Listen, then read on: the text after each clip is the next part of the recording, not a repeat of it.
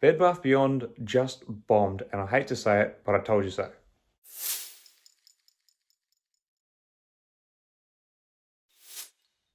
Hi again everyone, and welcome back to the channel.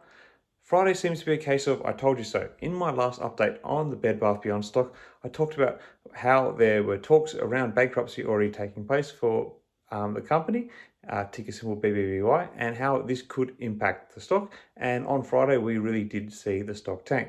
So today, I want to talk about the recent developments with Bed Bath Beyond and work through what is going on with the short squeeze and the potential future of the company. So let's get into it. So Friday saw BBBY shares trade about 30% lower, with even more given up in the aftermarket. While they are still up by over 50% year to date, there still seems to be some way to go down for the stock price. Now that it has been announced that the retailer is currently in talks with lenders concerning its possible Chapter 11 bankruptcy filing, there is a very real potential of the sell-off continuing when trading resumes on Tuesday. Now, about the bankruptcy talk. These talks include the possibility of what's called a horse bid, which would see a lender offer to buy some or all of Bed Bath's assets in a bankruptcy auction by setting a low range bid. There are likely other plans being explored as well, but this seems to be the one that's getting some attention in the media. Meanwhile, Reuters reported that the company is also in talks concerning a sale of assets, which would include Bed Bath's chain of BBBY baby stores. Again, a throwback to Ryan Cohen's desire for the company last year. In the past month, the company has disclosed a going concern warning and stated that it would explore all available avenues to restore financial health. It also reported a third quarter earnings which came below expectations literally twice. Bed Bath reported a net loss of $393 million and sales of $1.259 billion, which is down 33% year over year.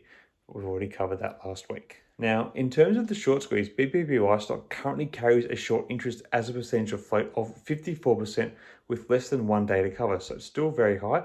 However, adjusting for the long weekend, the average days to cover works out to be about 2 days. So there is still the potential for short squeezes to counterpunch what happened on Friday when trading resumes on Tuesday. However, you have to ask questions around whether or not retail crowd actually has the stomach to attempt to topple the shorts again after what took place.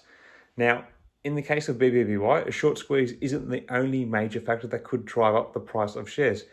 Since 2020, retail investors have taken a liking to companies that are at imminent risk of bankruptcy. This could be due to the possibility of a buyout or a white knight investor swooping in to save the day when combined with a high short interest. Such an event could see another huge payday to the tune that GameStop delivered about 2 years ago. Given how close BBBY is to bankruptcy at the moment, any such saving move likely caused a truly catabolic turnaround for the stock price. So I think that might be part of what people are hanging in the stock for, this kind of Hail Mary sort of play. Now, according to a recent article in Investor Place, if the bankruptcy goes ahead, it's possible that Bed Bath and Beyond could experience the same price action as the bankruptcies experienced back in 2018.